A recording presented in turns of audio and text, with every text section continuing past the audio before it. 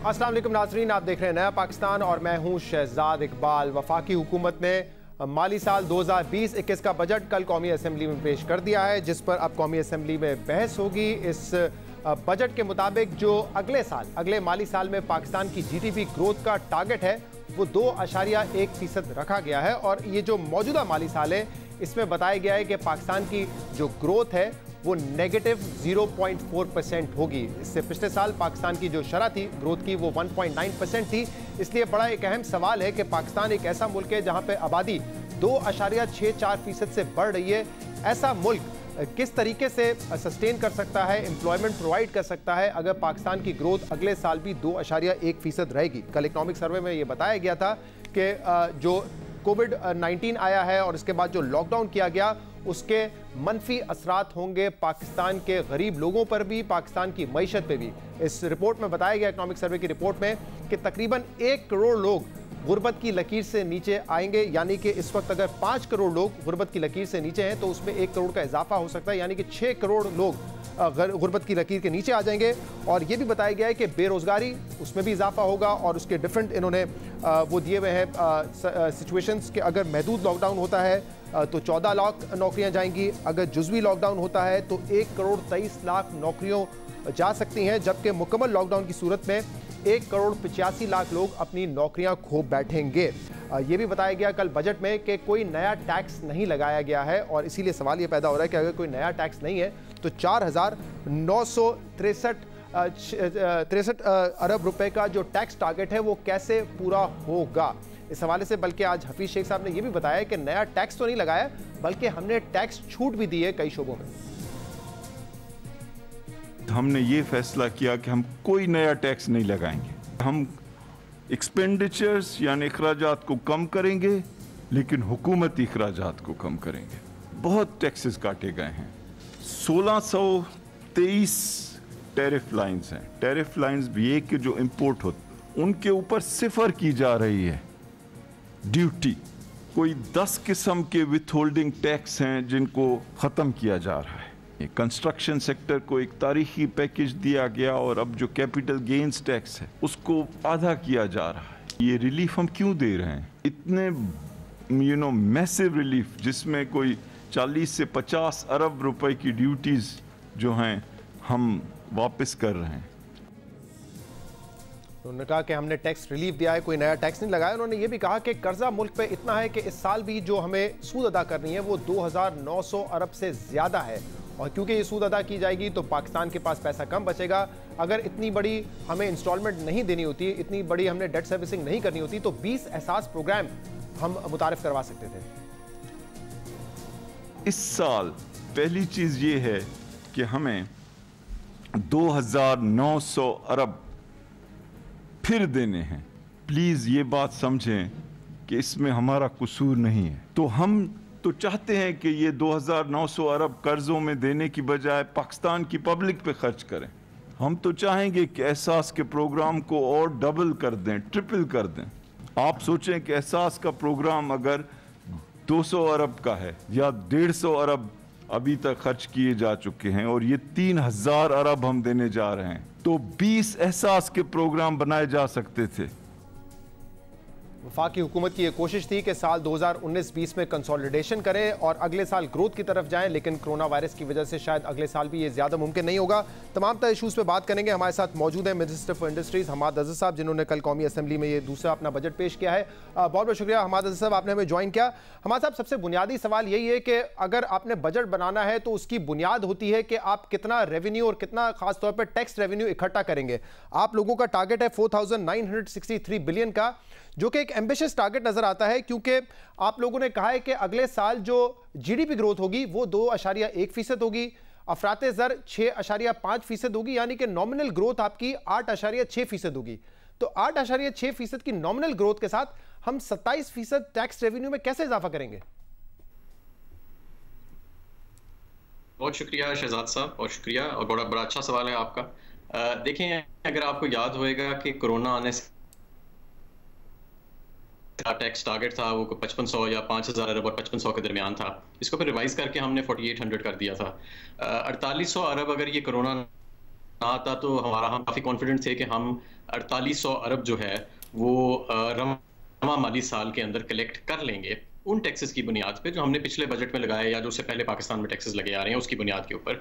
हमारी 17% ग्रोथ जारी थी ओवरऑल टैक्सेस की, और जो आखिरी क्वार्टर होता है वो सबसे तेज़ होता है जिसमें सबसे ज़्यादा टैक्सेस कलेक्ट होते हैं। लेकिन अनफॉर्चुनेटली उसी क्वार्टर के अंदर हमें ये कोरोना की जो वबा है उसका सामना करना पड़ा और वो टैक्स के जो अहदाफ थे वो पूरे ना हो सके और 900 अरब का हमें नुकसान हुआ। तो इस वजह से हम without any additional tax measures हम ये समझते हैं कि इंशाल्लाह ताला जैसे जैसे ये सूरत हाल क्लियर होती जा रही है, लॉकडाउन में ईजिंग आती जा रही है, इंडस्ट्रीज और बिजनेसेस दोबारा रवां होती जा रही हैं, तो हम 4800 का टारगेट अगले साल भी मीट कर लेंगे। हमारे साहब, अगर हम मार्च तक का डेटा ले लें, क्योंकि मार्च तक तो ऐसे असरात नहीं आए थे, तो 15% की ग्रोथ हुई थी एफपीआर के जो टैक्स रेवेन्यूज हैं, और आप कह रहे हैं कि थोड़ा सा अगर ज़्यादा हो जाता हम शायद पहुंच जाते, लोगों का ख्याल है 4600 तक होते। लेकिन इस साल तो अफरात ज़र और कम हुई है ना, इस साल तो 27% का टारगेट है, नॉमिनल जीडीपी 8.5% है। अगर आप इसको पुश भी कर रहे हैं 15% तक भी ले जाए तब भी हम अपने जो हदफ है उससे तो बहुत पीछे खड़े होंगे। नहीं, जो टैक्सेस तो सिस्टम के अंदर मौजूद है ना शहजाद, जो हमने पिछले उसके अंदर लगाए थे टैक्स मेजर्स जो पिछले बजट के अंदर लगाए थे और उससे पहले वाले टैक्स मेजर्स भी मौजूद हैं, और अफरात ज़र जो है नेचुरली 8-9% जो इस साल एडिशनल हुई है उसका भी एलिमेंट अगले साल के टैक्सेस में भी नज़र आएगा, वो भी कहीं वेपोरेट नहीं हो जाएगा। तो इस बुनियाद के ऊपर मैं कह रहा हूँ कि ये जो आपका 4800 का टैक्स टारगेट है वो उसी, क्योंकि इन्हीं टैक्सेस की बुनियाद पे पिछले साल भी 5500 के करीब का टारगेट रखा गया था।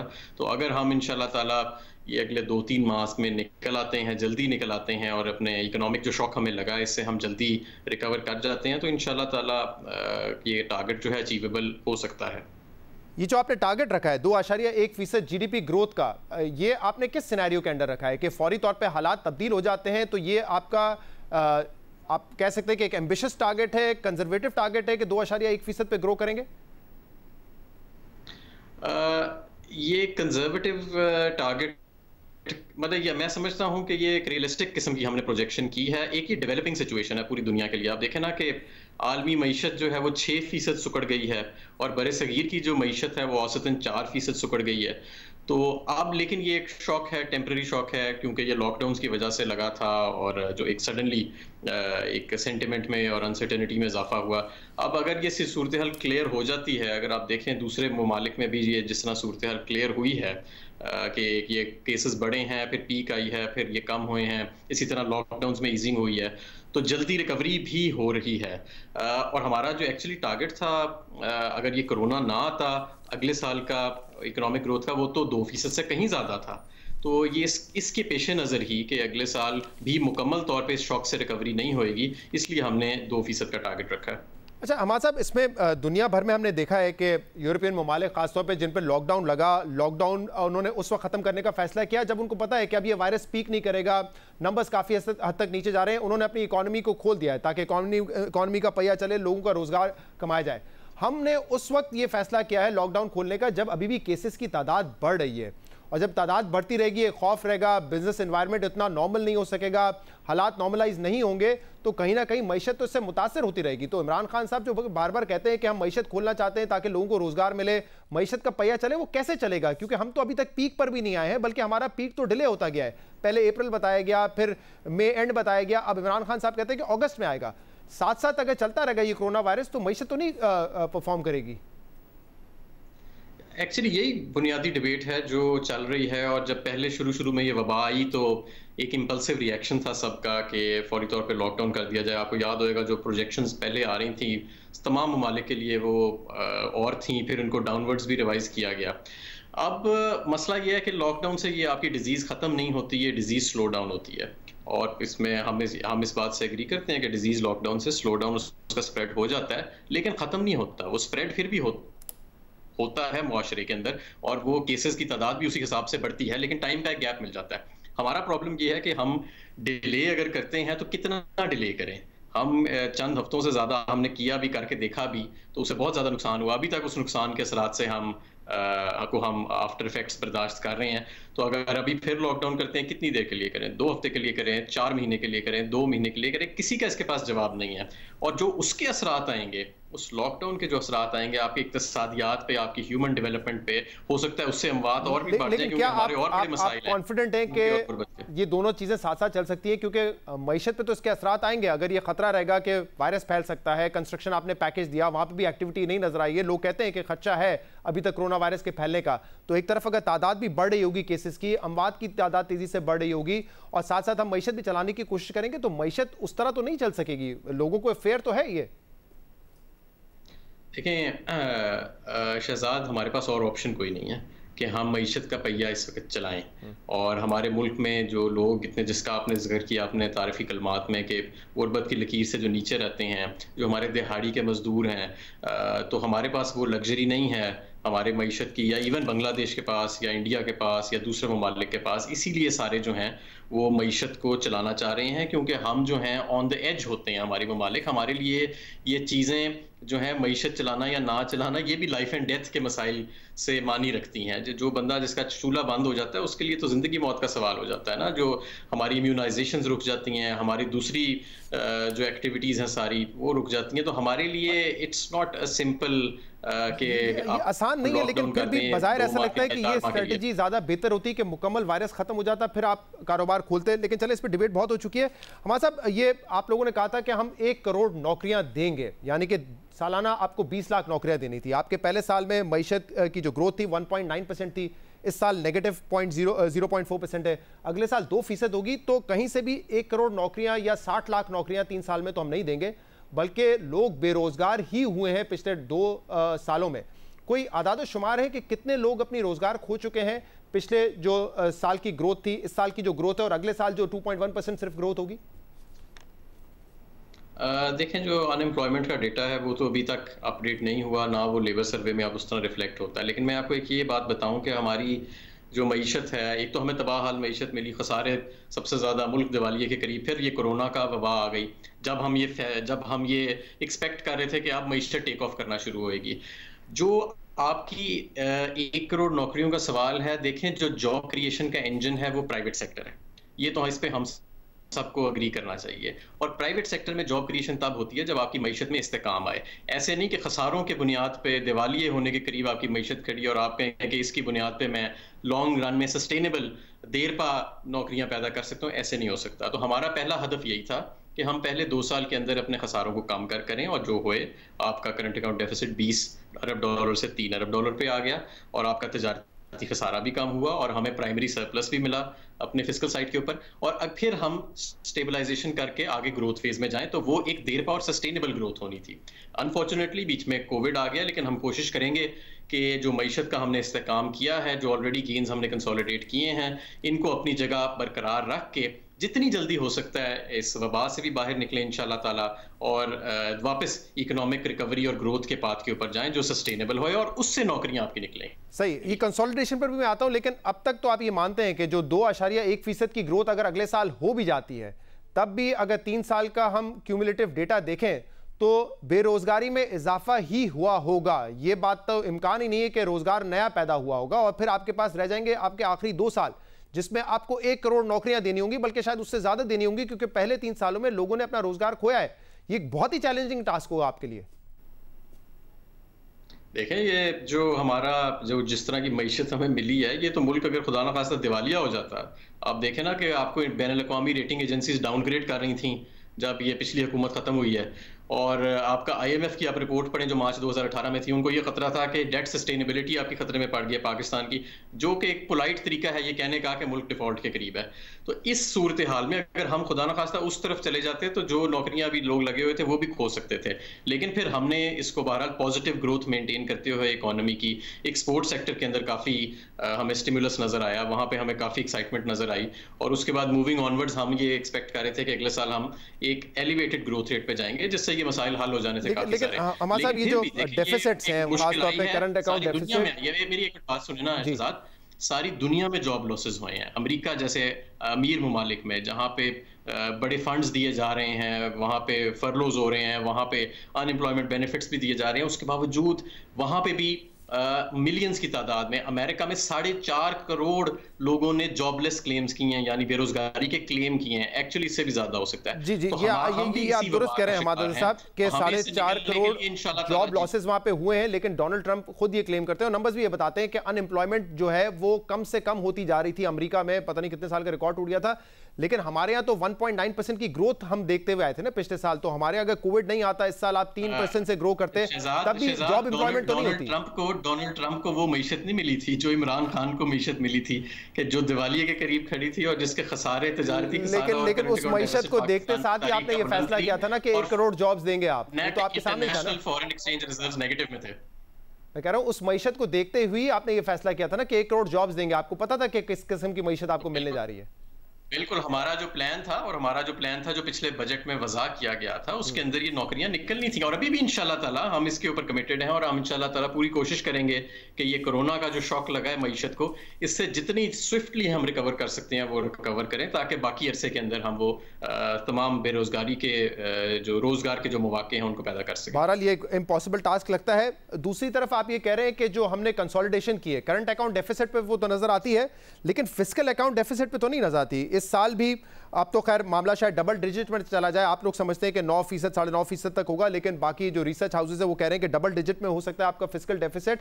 लेकिन अगर कोरोना नहीं आता तब भी 7% होता, यानी कि बहुत सा पैसा आप बोरो कर रहे होते हो। और अगर आप सेंट्रल बैंक से बोरो नहीं कर सकते, जो कि IMF की कंडीशन है, तो फिर आप कमर्शियल बैंक से करते, जो इस साल आपने बहुत मैसिवली किया है, जिससे फिर प्राइवेट सेक्टर पे फर्क आता, क्राउडिंग आउट इफेक्ट होता, प्राइवेट सेक्टर बोरो नहीं कर सकता होता क्योंकि बैंक से तो हुकूमत बोरो कर रही होती। तो ये कंसोलिडेशन फिस्कल साइड पे हमें नहीं नजर आई अब तक। देखें, जो हमारा IMF के साथ जो ज़्यादा जिसको मॉनिटर किया जाता है वो आपका प्राइमरी होता है, यानी कि सूद की अदायगी निकाल के जो हुकूमत के अखराजात और आमदन है उसका फ़र्क, वो बड़े अरसे के बाद 10 साल के बाद हम पॉजिटिव रेंज में ले गए थे। और ये जो बाकी ये होता है, जब आपकी मईशत में स्टेबलाइजेशन आता है और आपका इंटरेस्ट रेट नीचे जाता है, तो ये डेट सर्विसिंग का भी जो इंसिडेंस है वो कम हो जाता है और फिस्कल आपका कम हो जाता है। लेकिन प्रॉब्लम ये है कि देखें, डेट ओवरहैंग बहुत ज़्यादा है। पुरानी जो हुकूमतों ने कर्जे लिए हुए हैं, हमने 5,000 अरब पहले 2 साल में पुरानी हुकूमतों के कर्जे के ऊपर सूद अदा किया। ये हमने नहीं लिया हुआ, ये उन्होंने लिया हुआ, और ये सूद अदा करना होता है। ये हुकूमत की एक सॉवरन अंडरटेकिंग होती है। अगर हुकूमत ना करे तो उसको फिर डिफॉल्ट हुकूमत कहते हैं। तो हमने ये करना था और ये हम आइंदा भी करेंगे। अगले साल हमने 3,000 अरब के करीब ये अदा करना है। तो ये एक डेट बर्डन हमारे ऊपर चला रहा है, इसको हमने सामने रखना है, जिससे फिस्कल कंसोलिडेशन में मसला आता है। मसला ये है कि जब आप स्टेबलाइजेशन करते हैं, आपको डिवैल्यूएशन भी करनी पड़ती है, इन्फ्लेशनरी प्रेशर्स आर्जी तौर पे बढ़ते हैं, उसकी वजह से इंटरेस्ट रेट को बढ़ाना पड़ता है। आप तो खुद फाइनेंस के एक्सपर्ट हैं और प्रोग्राम करते रहे हैं, आप खुद इस बात को जानते हैं कि इनका आपस में क्या नेक्सस है, डिवैल्यूएशन का, इन्फ्लेशन का और इंटरेस्ट रेट का। तो ये एक नेसेसरी चीज करनी पड़ती है। लेकिन हमारे साहब, ये सवाल मैं पहले भी आपसे प्रोग्राम्स में कर चुका हूं कि आपकी हिकमत अमली क्या है, आप डेट रीपेमेंट कैपेसिटी कैसे बढ़ाएंगे? वरना तो फिर आप लोग भी अगर डेट पे करते रहेंगे, डेट उठाकर, तो अगले साल चाहे आप अगले दौर में आपकी हुकूमत आए, कोई और हुकूमत आए, वो यही ब्लेम करती रहेगी। क्योंकि जब जून 30, 2018 के बाद जो कर्जा तकरीबन 25,000 अरब था, वो अब 35,000 अरब तक पहुंच चुका है, यानी कि 10,000 अरब का उसमें इजाफा हुआ है, जिसमें डिवैल्यूएशन इंपैक्ट भी है 30% का। लेकिन आपके दौर में भी कर्जा बढ़ा है। तो हिकमत अमली क्या है डेट रीपेमेंट कैपेसिटी बढ़ाने की? लोन लेके लोन उतारना है तो ये मसला तो कभी खत्म नहीं होगा। डेट रीपेमेंट कैपेसिटी के 3 जुज़ हैं हमारे। नंबर 1 कि आप टैक्स बेस को ब्रॉडन करें, और हमारा जो पिछले साल का बजट था उसमें हमने टारगेट दिया था कि हम अगले 3-4 साल में 3-4% टैक्स टू GDP को बढ़ाएंगे, और वो नज़र भी आ रहा था होता हुआ, क्योंकि एक बड़ी हेल्दी ग्रोथ नज़र आ रही थी रेवेन्यूज़ में। दूसरा आपका है कि आप खसारों को कम करें। जो आपका बेसिकली फिस्कल डेफिसिट होता है, जो आपका करंट अकाउंट का डेफिसिट होता है, वो आपकी बोरोइंग रिक्वायरमेंट होती है। ये कम होएंगे तो आपकी बोरोइंग रिक्वायरमेंट भी कम होएगी। और तीसरा ये कि आप अपनी एक्सपोर्ट बेस को बढ़ाएं। जब आपकी आमदन बढ़ती है तो फॉरेन एक्सचेंज में खास तौर पे, तो आपके जो बैरूनी कर्जे उतारने की जो सलाहियत है उसको बढ़ाया जाता है। और आप देखें कि पिछले 2-3 साल से पाकिस्तान तहरीक इंसाफ की हुकूमत इन्हीं चीज़ों पे चल रही है कि हम अपने खसारे कम करें, हम अपने टैक्स बेस को बढ़ाएं। इसीलिए हमने एम्बिशियस टैक्स टारगेट्स को सेट किया आते साथ ही, और हम अपने एक्सपोर्ट्स में आपने देखा कि हमने बहुत ज़्यादा उसके ऊपर इन्हिसार किया एक्सपोर्ट्स को बढ़ाने के ऊपर। यही वो 3 जुज़ हैं जो पाकिस्तान को इन द लॉन्ग रन इसके जो डेट ओवरहैंग है, हैंगओवर है, उससे हम बचा सकते हैं। लेकिन हमारे साहब, जो बजट हमारे सामने है उसको देखते हुए ये लगता है कि अगले साल भी हम डेट रीपेमेंट कैपेसिटी नहीं बढ़ाएंगे, बल्कि हमारा कर्जा बढ़ रहा होगा। क्योंकि इस साल भी जो माली साल चल रहा है उसमें भी आप लोगों ने कहा था कि कमर्शियल बैंक से हम बोरो करेंगे 300 अरब रुपए, लेकिन आप लोगों ने 1700 अरब रुपए बोरो किए हैं। अगले साल आप अब कह रहे हैं कि 900 अरब रुपए हम बोरो करेंगे कमर्शियल बैंक से, जो कि इससे ज्यादा हो सकता है। एहसास प्रोग्राम में पैसे देने हैं, कोविड का मसला है, तो इससे ज्यादा जा सकता है। तो अगले साल भी हमारा कर्ज बढ़ रहा होगा, ना ही हमारी कर्ज अदा करने की कैपेसिटी। ये तो डिपेंड करता है ना कि आपके टैक्स महसूलात जो हैं वो कितने बढ़ते हैं, और फिर वो डिपेंड करेगा कि आपका टैक्स टू जीडीपी रेशियो कितना जाता है, आपकी एक्सपोर्ट्स कितनी जाती हैं और आपके खसारे कितने जाते हैं। एक अच्छी चीज़ ये है कि हमारा करंट अकाउंट डेफिसिट जो है वो बड़े अरसे के बाद वापस 3 अरब डॉलर पे आ चुका है, और टैक्स महसूलात अगर 4800 अरब पे बढ़ती हैं तो ये भी एक खुशाइन बात होएगी। लेकिन ये तो एक कोविड का बजट है ना, ये तो हम इस बजट के अंदर बहुत ज़्यादा हम अग्रेसिव नहीं हो सकते कि हम पाकिस्तान का जो टैक्स बेस है उसको एकदम ब्रॉडन कर लें। अगर हम ऐसे करें तो देयर वाज अ रिस्क कि हम खुदा न खास्ता रिसेशन में जा सकते थे, और हमने वो रिस्क नहीं लिया। हमने एक एक्सपेंशनरी फिस्कल पॉलिसी की, क्योंकि हम समझते हैं कि इस वक्त इससे ज़्यादा के रेस्क्यू और रिलीफ जो है वो पहला फेज़ है आपकी इकोनॉमी का, और रिकवरी दूसरा फेज़ अब बन चुका है। पहले हमारा जो ये बजट होना था या ये अगला माली साल वो रिकवरी था, लेकिन अब ये रेस्क्यू और रिलीफ का जो आंसर है ये ज़्यादा प्रायोरिटी ले चुका है हमारी मईशत के लिए। हमारा साहब, आप कह रहे हैं कि अब ये डिपेंड करेगा कि हमारी टैक्स महसूलात कितनी होंगी, फिर पता चलेगा हमारी डेट रीपेमेंट कैपेसिटी बढ़ती या नहीं बढ़ती। अब जो नेट फेडरल रिजर्व्स है, यानी कि हुकूमत के पास जो टोटल रेवेन्यू का हिस्सा बच जाएगा प्रोविंसेस को देने के बाद, वो है 3700 अरब रुपए। 3700 अरब रुपए वफाक के पास बचेंगे।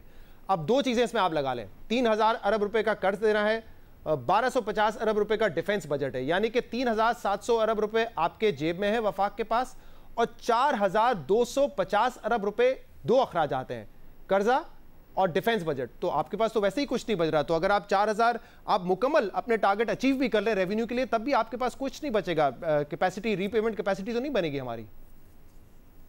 शहजाद, ये इस बजट के आदादोशुमार नहीं है, ये आप पिछले किसी भी 10 साल के बजट में उठा के देख लें तो आपको यही नजर आएगा कि वफाकी हुकूमत जब 40% के करीब हिस्सा सूबों को दे देती है तो उसके पास जो नेट फेडरल रिजर्व्स और रेवेन्यूज बच जाते हैं वो आप नेगेटिव तकरीबन 500-600 से शुरू होते हैं। और अभी आपने कोई फेडरल एम्प्लॉयज को तनख्वाह नहीं दी होती, कोई आपने PSDP का प्रोजेक्ट शुरू नहीं किया होता, कोई debt servicing, defence debt servicing के बाद मतलब इंटरेस्ट देने के बाद आप -500 या 700 से शुरू होते हैं। और ये पाकिस्तान का एक स्ट्रक्चरल मसला ये इस बजट में नहीं है या ये अगले बजट, ये पिछले काफी सालों से चला आ रहा है। और यही वजह है कि मैं बार बार कहता रहा हूँ, और प्री कोविड भी हमारा इन्हिसार इसी पे था कि इससे निकलने के लिए हमें अपना टैक्स टू जीडीपी का बेस ब्रॉडन करना पड़ेगा, और ये कंबाइंड एफर्ट होएगा। ऐसे नहीं हो सकता कि ये FBR अकेला ये काम करे, इसमें प्रोविंसेस को हाथ बटाना पड़ेगा। ये 50 अरब 100 अरब रुपए सालाना के टैक्सेस इकट्ठे करना, लेकिन हमारे साथ दो साल पहले ही अगर आप चले जाएं, उनको भी इस साल हम 3900 बिलियन टैक्स इकट्ठा करेंगे। 2 साल पहले जो आखिरी साल था PMLN का 3800 के करीब इकट्ठा किया था,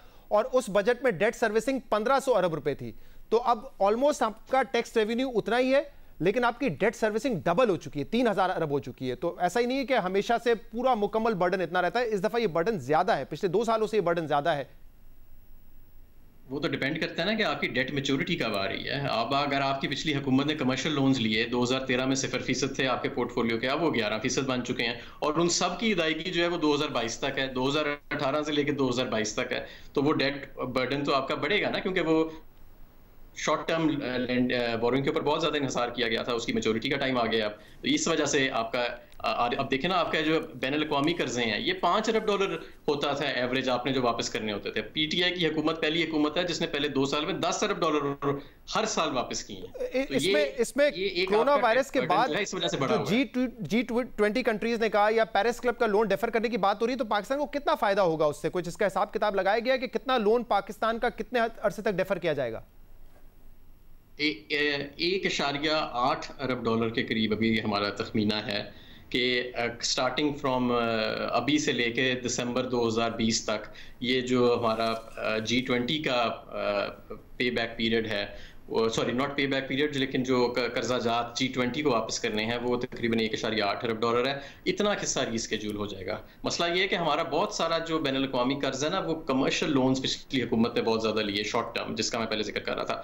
एक तो उसका बर्डन है, दूसरा हमारी बहुत ज़्यादा मल्टीलैटरल डेट है, जो world bank, Asian development bank, IMF है, वो चली आ रही है, वो हिस्सा है। तो वो रीस्केड्यूल नहीं हो रहा, ये सिर्फ G20 की जो बायलैटरल डेट है G20 ममालिक की वो हो रही है, और वो तकरीबन 1.8 अरब डॉलर। हमारे साहब, हमारी मैशत में ये नजर आता है कि हम एक ट्रैप में फंस चुके हैं, उस ट्रैप से कैसे निकलें? मिसाल के तौर पे अगर आप चाहते कि हम एक ग्रोथ ओरिएंटेड बजट की तरफ जाएं और आप टैक्स छूट दें, तो वो आप टैक्स छूट दे नहीं सकते क्योंकि हमारा टैक्स बेस ऑलरेडी बड़ा लो है। अगर आप टैक्स बढ़ाने जाते हैं ताकि आप अपने डेट पेमेंट कैपेसिटी बढ़ा सकें, तो आप वो टैक्स बढ़ा नहीं सकते क्योंकि वैसे ही 2% पे हम जीडीपी ग्रोथ एक्सपेक्ट कर रहे हैं, तो वो तो उससे भी कम हो जाएगी। तो इस ट्रैप से हम कैसे निकलेंगे, ये बड़ा एक क्वेश्चन है। मैं आपको मिसाल दे देता हूं बांग्लादेश की। बांग्लादेश ने अपना बजट प्रेजेंट किया है, उन्होंने कहा है कि एक्सपेंशनरी बजट है, आप भी कह रहे हैं, लेकिन उनका सही मानों में एक्सपेंशनरी है, जहां मैसिव उन्होंने टैक्स कट्स किए हैं, इसके बावजूद कि उनकी टैक्स टू जीडीपी सिर्फ 10% है। मैसिव कट्स किए उन्होंने और वो टारगेट कर रहे हैं 8% जीडीपी ग्रोथ। तो या तो आपकी ग्रोथ बहुत हाई हो टैक्स ब्रेक्स देकर, या आप टैक्स बहुत अच्छा इकट्ठा कर रहे हो जिससे आप अपनी डेट पेमेंट कैपेसिटी बढ़ा सकें। कुछ तो करें ना, हम तो बीच में फंसे हुए हैं। ये आपने अच्छा सम अप किया है। ये जो आपने, यही एक बैलेंसिंग एक्ट इस बजट में चैलेंज था, और मेरा ख्याल है लोग तारीफ कर रहे हैं कि इस मुश्किल हालात में जहां मुल्क पहले स्टेबलाइजेशन में से गुजर रहा है और एक स्टेबलाइजिंग इकोनॉमी थी, उसके अंदर इससे बेहतर बजट नहीं बन सकता था, जहां कोई टैक्स नहीं लगाया गया बल्कि बहुत सारे टैक्स जैसे कस्टम ड्यूटीज़, मुख्तलिफ विद होल्डिंग टैक्सेस को छोड़ दिया गया, एडवांस टैक्सेस को छोड़ दिया गया। तो ये सारा स्टिमुलस देने के लिए हमने किया, लेकिन ये एक बैलेंसिंग एक्ट है क्योंकि हमारी स्टेबलाइजिंग इकोनॉमी। और मैं आपको ये भी बताऊँ मौके का फ़ायदा उठाते हुए कि ये जो हमने आते साथ पहले 2 साल में स्टेबलाइज किया और कंसोलिडेट किया, जिस पे लोगों ने तनकीद भी की बड़ी, इसी की वजह से हम कोविड के अंदर हमें वो ब्रीदिंग स्पेस मिली कि हम ये बड़े बड़े प्रोग्राम निकाल सकें। जैसे एहसास प्रोग्राम था 30 लाख कारोबारों के लिए, बिजली के बिल्स की अदायगी थी, बिल्स को डिफर कर देना, स्टेट बैंक ने तकरीबन 7.5 लाख कारोबारों के प्रिंसिपल को डिफर करने के लिए बैंकों को सहूलत दी। ये सारा इस ब्रीदिंग स्पेस की वजह से बना था। अगर ये ब्रीदिंग स्पेस हमारे पास ये कुशन ना होता तो ये खुदा ना खास्ता मामला जो है ये किसी और तरफ भी जा रहा था। इन दिस सर्कमस्टांस के कोरोना भी है, इकोनॉमी ने स्टेबलाइज भी करना है, अभी हम ताज़ा अपने डेफिसिट्स को कंट्रोल में हमने किया है और हम रिकवरी की तरफ जा रहे थे। इस सूरत हाल में मैं समझता हूँ ये एक बेहतरीन बजट था। और आप, ये सिर्फ मैं नहीं कह रहा, बहुत ज़्यादा अगर आप बिजनेसमैन से पूछें, इंडिपेंडेंट एनालिस्ट से पूछें, तो जिनसे मैंने जिनको देखा भी है टीवी पे या जिनसे इंटरेक्ट भी किया है, उन सब की यही राय है कि इससे बेहतर बजट नहीं बनाया जा सकता था मौजूदा सूरत हाल में। बहुत बहुत शुक्रिया। हमाद अज़हर वफाकी वज़ीर हमारे साथ मौजूद थे, कह रहे थे कि मौजूदा हालात में इससे बेहतर बजट नहीं बनाया जा सकता था, लेकिन ऑब्वियसली एक बजट को आप आइसोलेशन में नहीं देख सकते। पिछले साल पाकिस्तान की जीडीपी ग्रोथ सिर्फ 1.9% थी, इस साल नेगेटिव है, अगले साल 2.1% होगी। पाकिस्तान एक ऐसा मुल्क है जहाँ पे आबादी 2.64% से ग्रो कर रही है, ये कल ही इकनॉमिक सर्वे में बताया गया है और उस पर हम तवज्जो नहीं दे रहे हैं। रोज़गार लोगों को कैसे प्रोवाइड किया जाएगा अगर 2-3% की ग्रोथ होगी? पाकिस्तान जैसे बड़े मुल्क को तकरीबन 7-8% से ग्रो करना पड़ता है अगर उन्होंने उन लोगों को नौकरियां देनी है जो कि लेबर फोर्स में आएंगे। हुकूमत का दावा है कि 5 साल ख़त्म होते साथ हम 1 करोड़ नौकरियां देंगे। फिलहाल वो टारगेट पूरा होता हुआ नामुमकिन लगता है। एक ब्रेक लेंगे और ब्रेक के बाद हम मज़ीद बात करेंगे। हमारे साथ रहेंगे।